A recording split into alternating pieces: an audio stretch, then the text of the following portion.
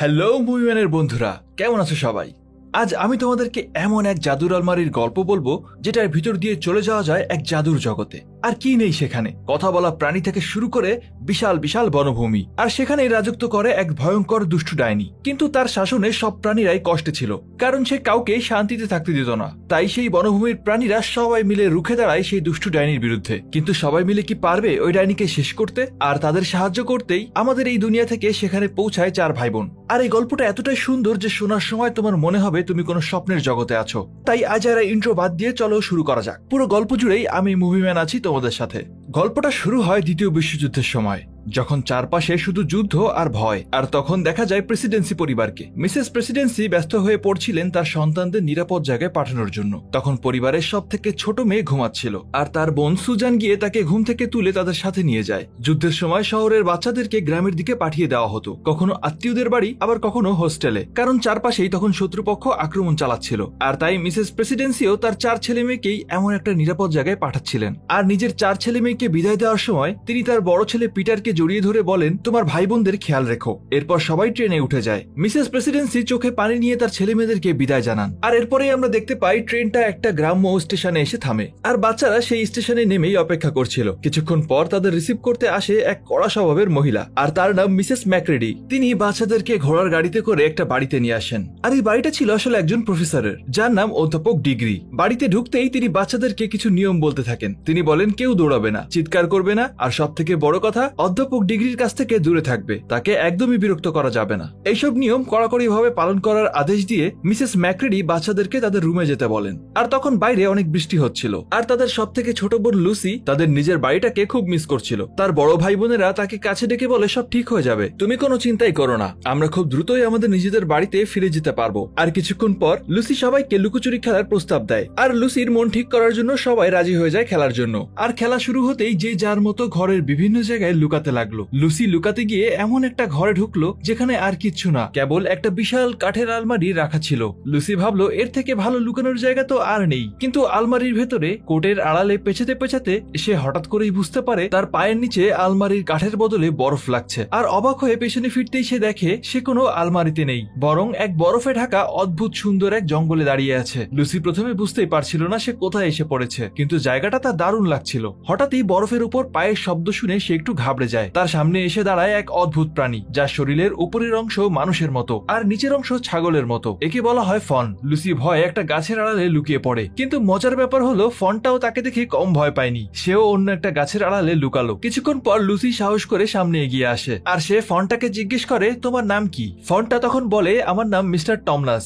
সে বুঝতে পারে লুসি একজন মানুষ। সে লুসিকে তার গুহার বাড়িতে চা আর কেক খাওয়ার আমন্ত্রণ জানায়। প্রথমে একটু ইতস্তবোধ করলেও পরে লুসি মিস্টার টমনাসের সাথে তার বাড়িতে যায়। আর এই ঠান্ডার ভিতরে টমনাসের গুহাটা ছিল ভীষণ উষ্ণ আর আরামদায়ক। সে তার সুরেলা বাঁশিতে নার্নিয়ার এক মন ভরানো সুর বাজাতে শুরু করলো, আর সেই সুরের তালে আগুনের ভেতর যেন নানা ছায়ামূর্তি নেচে উঠছিল। আর এই সুরের জাদুতে লুসির চোখ ঘুমে জড়িয়ে এলো। তার হাত থেকে কফির কাপটা নিচে পড়ে যায়। দুপুর গড়িয়ে সন্ধ্যা হয়ে গেছে। তখন লুসির ঘুম ভাঙলো। সে দেখলো মিস্টার টমনাস কাঁদছে। লুসি অবাক হয়ে জিজ্ঞেস করলো, তোমার কি হয়েছে? টমনাস তখন কাঁদতে কাঁদতে স্বীকার করলো যে সে লুসিকে সাদা ডাইনির হাতে তুলে দেওয়ার জন্য এখানে এনেছিল।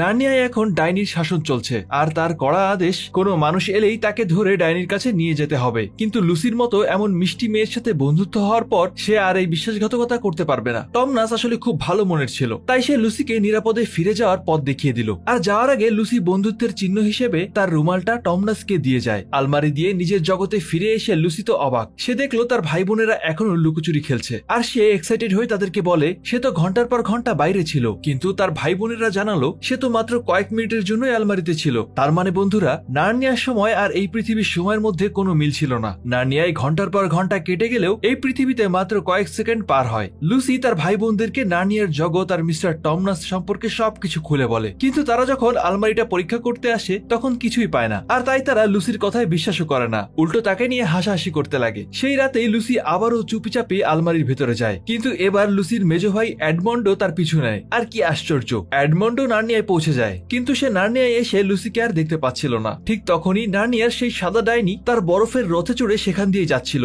আর এডমন্ডের সাথে তার সরাসরি দেখা হয়ে যায়। এডমন্ড তো আর ডাইনির আসল রূপ চিনত না। সে সরল মনে বলে দেয় যে সে তার বোনকে খুঁজতে এখানে এসেছে। সে ডাইনিকে তার 4 ভাই বোনের কথা সব বলে দেয়, এমনকি এটাও বলে যে তার ছোট বোন লুসি এর আগেও এখানে এসেছে, আর সে নাকি টমনেস নামের একটা ফোনের বাসায় গিয়েছিল। চালাক ডাইনি এডমন্ডকে লোভ দেখায়, তাকে গরম গরম চকলেট আর তার প্রিয় টার্কিশ ডিলাইট খেতে দেয়। সে এডমন্ডকে বলে, যদি তুমি তোমার বাকি ভাই বোনদেরকেও এখানে নিয়ে আসো তাহলে আমি তোমাকে নার্নিয়ার রাজা বানিয়ে দেব। এডমন্ড লোভে পড়ে জিজ্ঞেস করে, আমি একাই তো রাজা হতে পারি, তাহলে আমার ভাই বোনদের কি দরকার? তখন ডাইনিটা বলে, রাজার তো অনেক দাস দাসীর প্রয়োজন হয়, তাই না? ওরা তোমার দাস হিসেবেই থাকবে। আসলে ডাইনির আসল উদ্দেশ্য ছিল 4 ভাই বোনকেই এখানে এনে মেরে ফেলা, যাতে নার্নিয়ার একটা প্রাচীন ভবিষ্যৎবাণী সত্যি না হতে পারে। কিন্তু সেই ভবিষ্যৎবাণী কি ছিল সেটা আমরা পরে জানতে পারবো। ডাইনি এডমন্ডকে লোভ দেখিয়ে সেখানেই রেখে চলে যায়, আর ঠিক তখনই লুসি এসে হাজির হয়। সে তার ভাইকে দেখে আনন্দে চিৎকার করে ওঠে। লুসি বলে, ভাইয়া এবার তো বিশ্বাস হলো, চলো এখন ফিরে যাই। লুসি আর এডমন্ড দুজনেই ফিরে আসে, আর লুসি এবার খুব খুশি ছিল, কারণ সে ভাবছিল এবার অন্তত এডমন্ড তার কথায় সাক্ষী দেবে। সে দৌড়ে গিয়ে তার বড় ভাই পিটার আর বোন সুজানকে সবটা বলে, কিন্তু পিটার যখন এডমন্ডকে জিজ্ঞেস করে, এডমন্ড সোজা অস্বীকার করে বসে। সে বলে এসব কিছুই না, লুসি সব কল্পনা করছে। আর ভাইয়ের এই কথা শুনে লুসি অনেক কষ্ট পায়। সে ভাবতেই পারেনি তার ভাই এমন মিথ্যা কথা বলবে, আর তাই সে রাগে অভিমানে কান্না করতে করতে সেখান থেকে দৌড় দেয়। আর দৌড়াতে গিয়েই তার ধাক্কা লাগে অধ্যাপক ডিগ্রির সাথে। সে লুসিকে কান্না করতে দেখে তার বড় ভাই পিটার আর সুজানকে জিজ্ঞেস করে, তোমরা কেন ভাবছো যে তোমার ছোট বোন মিথ্যা বলছে? অধ্যাপকের কথা শুনে মনে হচ্ছিল যেন তিনি নার্নিয়ার ব্যাপারে কিছু না কিছু জানতেন। পরের দিন দেখা যায় 4 ভাই বোন একসাথে বাড়ির ভেতরে ক্রিকেট খেলছিল, আর হঠাৎ তাদের বলের আঘাতে হল রুমের একটা জানালার কাঁচ ভেঙে যায়। মিসেস ম্যাক্রেডির নিয়ম ভাঙার ভয়ে তারা সবাই মিলে কোথাও লুকানোর চেষ্টা করতে থাকে, আর ঠিক তখনই তারা দৌড়ে সেই খালি ঘরটায় গিয়ে ঢোকে, আর সেখানে বিশাল আলমারিটা দেখতে পায়। তারা 4 জনেই বিশাল আলমারির ভেতরে লুকিয়ে পড়ে, আর এবার আশ্চর্যভাবে তারা 4 জনই একসাথে নার্নিয়ায় পৌঁছে যায়। আর এবার পিটার আর সুজানের বিশ্বাস হয় যে লুসি একদম সত্যি কথাই বলছিল। তারা লুসির কাছে ক্ষমা চায়, আর এবার লুসি তাদের সবাইকে নিয়ে মিস্টার টামনাসের বাড়িতে আসে, কিন্তু তার গুহায় গিয়ে দেখা যায় সবকিছু ভাঙচুর করা হয়েছে, আর ভেতরে একটা নোটিশ লাগানো ছিল। সেখানে লেখা, মানুষদেরকে সাহায্য করা আর সাদা ডাইনির সাথে বিশ্বাসঘাতকতা করার জন্য তাকে গ্রেফতার করা হয়েছে। লুসি বুঝতে পারে টামনাসের এই বিপদের জন্য সেই দায়ী। আর তারা যখন বাইরে আসে তখন তাদের সামনে হাজির হয় একটা কথা বলা বিভার। আসলে এটা এক ধরনের ইঁদুর। প্রথমে তো সবাই অবাক, একটা বিভার কথা বলছে কিভাবে? বিভারটা কাছে এসে লুসির হাতে একটা রুমাল দিয়ে বলে, টামনাস গ্রেফতার হওয়ার আগে এটা আমাকে দিয়ে গিয়েছিল। সে বলেছিল তুমি আসলে যেন এটা আমি তোমাকে দিয়ে দিই, আর এটা ছিল লুসির দেওয়া সেই রুমালটা। বিভারটা তাদেরকে জানায় এখানে থাকা নিরাপদ না, তাই সে তাদেরকে নিজের বাড়িতে আমন্ত্রণ জানায়। সুজান আর এডমন্ড অপরিচিত কারোর সাথে যেতে রাজি হচ্ছিল না, কিন্তু লুসি আর পিটার একমত হয় যে টামনাসকে বাঁচানোর জন্য তাদের যাওয়া উচিত। তাই তারা ভিভারের সাথে তার বাসার দিকে রওনা দেয়। সেখানে মিস্টার ভিভার আর তার স্ত্রী উষ্ণ অভ্যর্থনা জানায়। তারা বলে, আমরা অনেক ভাগ্যবান যে অ্যাডাম আর ইভের সন্তানদের সাথে আমাদের দেখা হলো। তোমরা 4 জন এসে খুব ভালো করেছো। আর ভিভাররা তখন তাদেরকে জানায় নার্নিয়ার একটা প্রাচীন ভবিষ্যৎবাণী আছে, আর সেই ভবিষ্যৎবাণী অনুযায়ী অ্যাডাম আর ইভের অর্থাৎ মানুষের 2 ছেলে আর মেয়ে নার্নিয়ায় এসে সিংহাসনে বসবে, আর এই সাদা ডাইনির অত্যাচার থেকে সবাইকে রক্ষা করবে, আর তাদেরকে সাহায্য করবে এই বনের রাজা আসলান। আসলে আসলান ছিল একটা সিংহের নাম, আর তার কাছে এই যুদ্ধ করার মতো সেনা ছিল। এই ভবিষ্যৎবাণী সত্য হওয়ার ভয়ে এই ডাইনি এত নিষ্ঠুর হয়ে উঠেছে। বাচ্চারা যুদ্ধের কথা শুনে ভয় পেয়ে যায়। তারা সেখান থেকে ফিরে যাওয়ার কথা ভাবছিল, কিন্তু তখনই তারা খেয়াল করে এডমন্ড সেখানে নেই। তারা 3 জন এডমন্ডকে খুঁজতে বের হয়, আর কিছু দূরে আসতেই তারা দেখতে পায় এডমন্ড ডাইনির মহলের দিকে চলে যাচ্ছে। পিটারও তার ভাইকে ফিরিয়ে আনার জন্য সেদিকে ছুটে যাচ্ছিল, কিন্তু মিস্টার ভিভার তাকে থামিয়ে দিয়ে বলে, ওখানে যেও না। ডাইনি তো এটাই চায় যাতে তোমরা সবাই ওর ফাঁদে পা দাও, আর সে তোমাদেরকে মেরে ভবিষ্যৎবাণী শেষ করে দিতে পারে। এখন একমাত্র আসলানই তোমাদেরকে সাহায্য করতে পারবে। পিটার তখন আসলানের সাথে দেখা করার জন্য রাজি হয়ে যায়। ওদিকে এডমন্ড ডাইনির মহলে গিয়ে দেখতে পায় অসংখ্য প্রাণী পাথরের মূর্তি হয়ে দাঁড়িয়ে আছে, আর ঠিক তখনই ডাইনির পোষা একটা নেকড়ে এসে তার উপর হামলা করে। এডমন্ড তাকে পরিচয় দিলে নেকড়েটা তাকে ডাইনির কাছে নিয়ে যায়, কিন্তু এডমন্ডকে একা দেখে ডাইনি তার উপরে প্রচন্ড রেগে যায়। ডাইনি রেগে গিয়ে জিজ্ঞেস করে, তোমার ভাই বোনেরা কোথায়? এডমন্ড ভয়ে ভয়ে জানায় যে তার বাকি ভাই বোনেরা বিভারদের বাসায় আছে, আর এটা শুনে ডাইনির সাথে সাথেই তার নেকড়ে বাহিনীকে পাঠায় তাদেরকে ধরে আনার জন্য। কিন্তু নেকড়েরা পৌঁছানোর আগেই মিস্টার বিভার বাকিদেরকে নিয়ে গোপন সুড়ঙ্গ দিয়ে পালিয়ে যায়। 3 ভাই বোন আর বিভাররা অনেক কষ্টে সুড়ঙ্গ থেকে বের হয়ে একটা শিয়ালের মুখোমুখি হয়। প্রথমে তারা ভয় পেলেও বিভার তাদেরকে জানায় শিয়ালটা আসলে আসলানের গুপ্তচর। আর ঠিক তখনই তারা শুনতে পায় পেছনে নেকড়ের দল এখনো তাদের দিকে এগিয়ে আসছে। শিয়ালটা তাদেরকে তাড়াতাড়ি গাছের উপরে উঠে যেতে বলে। ঠিক তখনই ডাইনির নেকড়েরা সেখানে এসে হাজির হয়। তারা শিয়ালটাকে কামড়ে ধরে জিজ্ঞেস করে, সত্যি করে বলো তুমি মানুষগুলোকে কোন দিকে যেতে দেখেছো? আর শিয়ালটা তখন তাদেরকে ভুল পথ দেখিয়ে দেয়। যদিও এই নেকড়েগুলো যাওয়ার আগে শিয়ালটাকে মারাত্মকভাবে আহত করে দিয়েছিল। নেকড়েগুলো চলে যাওয়ার পর শিয়ালটা তাদেরকে বলে আসলানের কাছে তোমাদের খুব দ্রুত পৌঁছাতে হবে। অন্যদিকে ডাইনির মহলে এডমন্ডকে এক অন্ধকার কারাগারে বন্দী করে রাখা হয়েছিল। সেখানে সে মিস্টার টামসানকেও দেখতে পায়। টামসান তাকে জিজ্ঞেস করে, তুমি লুসির ভাই, লুসি কেমন আছে? এডমন্ড অপরাধ বোধে উত্তর দিতে পারে না। ঠিক তখনই ডাইনি সেখানে এসে টামসানকে টেনে হিঁচড়ে নিয়ে যায় শাস্তি দেওয়ার জন্য, আর এডমন্ডকে সাথে নিয়ে তার ভাই বোনদেরকে খুঁজতে বের হয়। পিটার, সুজান আর লুসি বিভারদের সাহায্যে এক জমে থাকা বিশাল নদীর কাছে পৌঁছায়। বিভার জানায় এই নদী 100 বছরেরও বেশি সময় ধরে বরফ হয়ে আছে, আর এর ওপারেই আসলানের শিবির। কিন্তু হঠাৎ কিছু শব্দ শুনে তারা একটা বড় পাথরের নিচে লুকায়। কিছুক্ষণ পর তারা দেখতে পায় এটা ডাইনি না, আসলে এটা ছিল ফাদার ক্রিসমাস, তার মানে সান্তা ক্লজ। আসলে ডাইনির জাদু আস্তে আস্তে দুর্বল হতে শুরু করেছে, আর তাই নার্নিয়ায় আবারও বড়দিন ফিরে এসেছে। সান্তা ক্লজ তাদের প্রত্যেককে একটা করে উপহার দেয়। লুসিকে দেয় একটা জাদুকরী তরল, যা দিয়ে মৃতপ্রায় যে কোনো প্রাণীকেই বাঁচিয়ে তোলা সম্ভব। সুজানকে দেয় একটা জাদুর ধনুক, যার তীর কখনো লক্ষ্যভ্রষ্ট হয় না, আর সেই সাথে একটা শিঙ্গা, যেটা বাজালে সাথে সাথে তার কাছে সাহায্য ছুটে আসবে। আর পিটারকে দেন একটা তলোয়ার আর একটা শক্তিশালী ঢাল। সান্তা ক্লজ তাদেরকে বলেন, খুব তাড়াতাড়ি তোমাদের এইসব জিনিসের প্রয়োজন হবে। এরপর তারা নদীর পাড়ে চলে আসে, কিন্তু চারিদিকে আবহাওয়া গরম হতে শুরু করেছে, আর তাই নদীর বরফ গলতে শুরু করেছিল। আর তার থেকেও বড় বিপদ তাদের সামনে চলে আসে, ডাইনির সেই নেকড়ে বাহিনী। তারা পিটারদেরকে চারদিক থেকে ঘিরে ফেলে। পিটার তখন সাহসের সাথে তার তলোয়ার দিয়ে বরফের একটা বিশাল অংশ কেটে ফেলে, আর তার দুই বোনকে নিয়ে সেটার উপরেই চেপে বসে। নদীর স্রোত তার পেছনে বরফ ধসের ধাক্কায় তারা নদীর উপর দিয়ে ভেসে অনেক দূরে চলে আসে। নদীর ওপারে পৌঁছে তারা দেখে লুসি নেই। প্রথমে তারা ভয়ে আটকে ওঠে, কিন্তু কিছুক্ষণ পরে লুসি পানি থেকে উঠে বলে, আমার কোটটা কি কেউ দেখেছো? সবাই যেন হাঁপ ছেড়ে বাঁচে। তারা সবাই এখন আসলানের এলাকায় পৌঁছে গিয়েছিল, আর এখানে কোনো বরফ নেই। চারিদিকে মনোরম এক দৃশ্য। নার্নিয়ার সব ভালো প্রাণীরা যেমন সেন্টর, ফন, কথা বলা পশু পাখি সবাই এখানে জড়ো হয়েছে। সেন্টর ছিল অর্ধ মানব আর অর্ধ ঘোড়া। পিটার তার তলোয়ার বের করে এক সেন্টরকে বলে সে আসলানের সাথে দেখা করতে চায়, আর ঠিক তখনই উপস্থিত সব প্রাণী মাথা নিচু করে তাকে সম্মান জানায়, কারণ তাদের সামনে উপস্থিত হয়েছিলেন স্বয়ং রাজা আসলান, এক বিশাল সোনালী কেশরের সিংহ।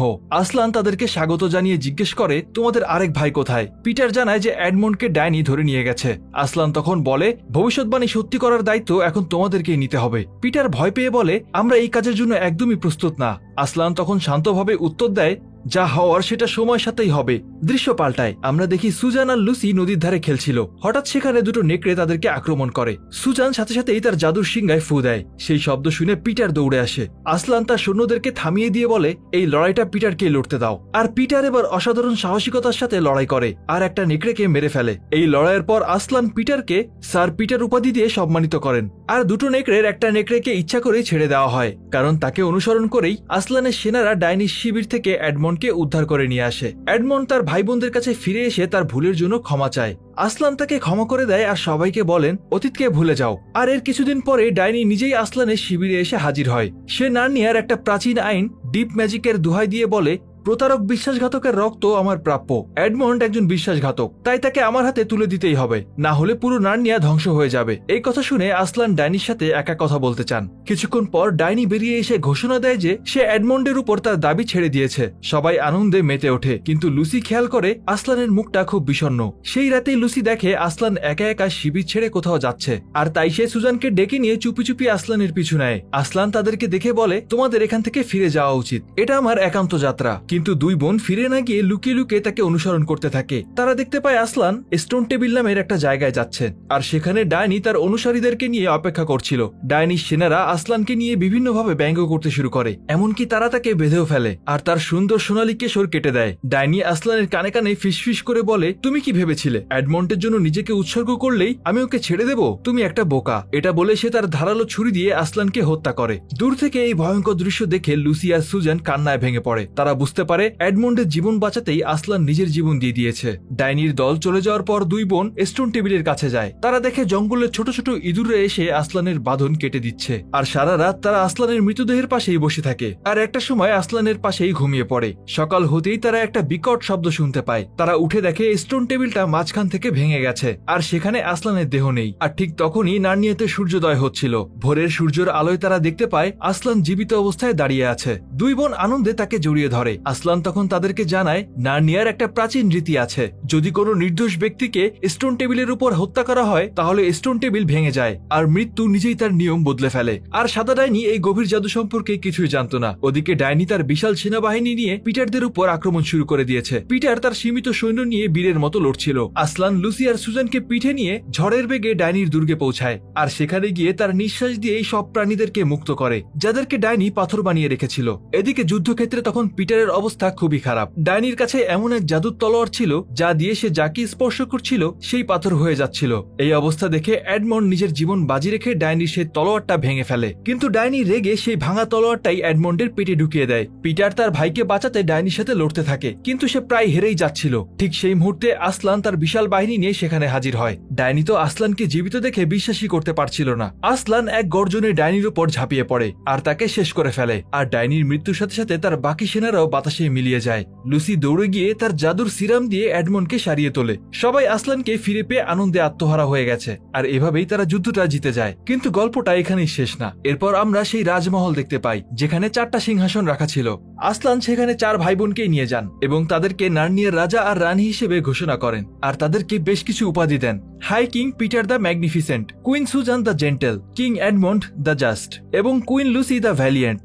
নার্নিয়ার সমস্ত প্রাণী তাদের নতুন রাজা রানীকে স্বাগত জানায়। অনুষ্ঠান শেষে লুসি ব্যালকনি থেকে দেখতে পায় আসলান ধীরে ধীরে দূরে কোথাও চলে যাচ্ছেন। তখন মিস্টার টামনাস এসে লুসিকে বলে আসলান আবারও ফিরে আসবেন যখন নার্নিয়ার তাকে সব থেকে বেশি প্রয়োজন হবে। এরপর গল্পে অনেক বছর পার হয়ে যায়। 4 ভাই বোনই এখন প্রাপ্তবয়স্ক। তারা রাজা রানী হিসেবে নার্নিয়ায় এক সোনালী যুগ নিয়ে এসেছে। একদিন তারা সবাই মিলে এক সাদা হরিণের পিছু ধাওয়া করতে করতে জঙ্গলের অনেক গভীরে চলে যায়। হঠাৎ লুসির মনে হয় জায়গাটা খুব চেনা চেনা লাগছে, আর সে সেখানে সেই পুরনো ল্যাম্পপোস্টটা দেখতে পায়। তার মনে পড়ে যায় এখান দিয়েই তো তারা প্রথমবার নার্নিয়া এসেছিল। তারা আরেকটু এগিয়ে যেতেই সেই আলমারির পথ খুঁজে পায় এবং সেখান দিয়ে নিজেদের আসল জগতে ফিরে আসে। কিন্তু কি আশ্চর্য, তারা আবার সেই ছোট্ট বয়সেই ফিরে এসেছে যে বয়সে তারা নার্নিয়া গিয়েছিল। যেন এতগুলো বছর মাত্র কয়েক মুহূর্তেই পার হয়ে গেছে। আর আলমারি থেকে বের হয়েই তারা দেখে তাদের সামনে অধ্যাপক ডিগ্রি দাঁড়িয়ে আছে। তিনি মুচকি হেসে জিজ্ঞেস করেন তোমরা কোথায় ছিলে? পিটার হাসতে হাসতে বলে আমরা আপনাকে বললেও আপনি বিশ্বাস করবেন না। অধ্যাপক তখন রহস্যময় হাসি দিয়ে বলেন একবার বলেই তো দেখো।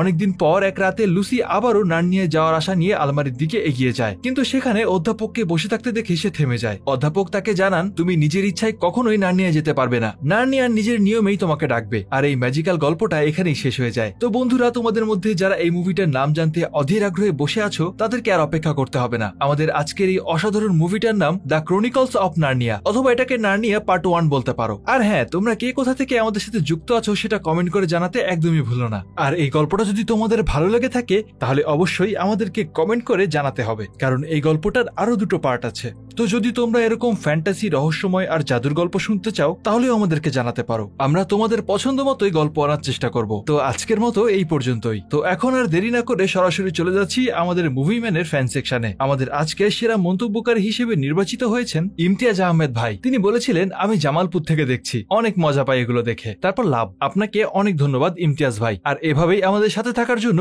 অন্তরের অন্তঃস্থল থেকে আপনাদের সবাইকে জানাই অসংখ্য ধন্যবাদ। আজকের মতো বিদায় নিচ্ছি। দেখা হবে আবারও নতুন কোনো গল্প নিয়ে। সেই পর্যন্ত সবাই ভালো থাকবেন আর অবশ্যই ভালোকে ভালোবাসবেন।